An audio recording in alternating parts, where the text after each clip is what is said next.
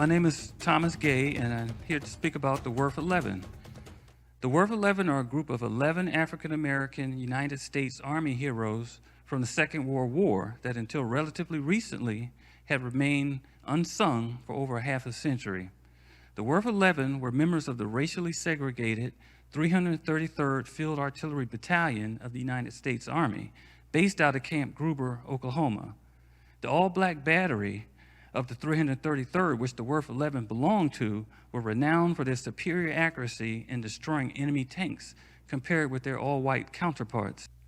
In July of 1944, the 333rd was sent to Normandy, France, where they would immediately engage the Germans in battle. After about 5 months, they were sent to the German border to provide artillery support to another less experienced battalion. Later, 2 of the 3 batteries of the 333rd left the German border to move back inland, leaving the 3rd battery, Battery C, behind to provide cover and rejoin with them later. Shortly thereafter, the Germans launched a massive surprise attack on the German border known as the Battle of the Bulge. Much of the remaining Battery C of the 333rd were either killed or captured by the Germans. However, 11 courageous soldiers of Battery C were able to escape in efforts to connect with the remaining battalion. Through perilous conditions, which included waist-high snow, freezing rain, and with only 2 rifles between them, the courageous soldiers would march on and evade German capture for over 30 hours.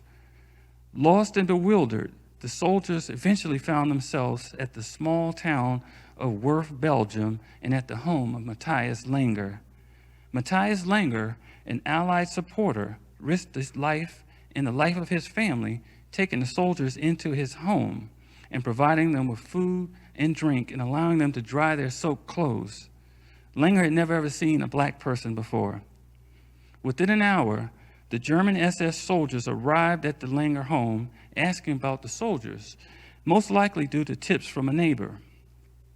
The 11 soldiers quickly surrendered to avoid endangering the Langer family.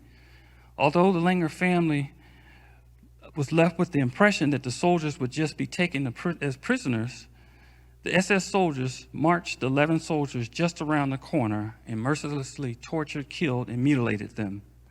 The soldiers' families were sent letters that their loved ones had died in battle. However, in 1994, having not forgotten what happened to the soldiers at his home, Herman Langer, who was 12 at the time, set up a cross at the point where the soldiers' bodies were found. Later, in 2004, the Langer family would erect a monument on the spot.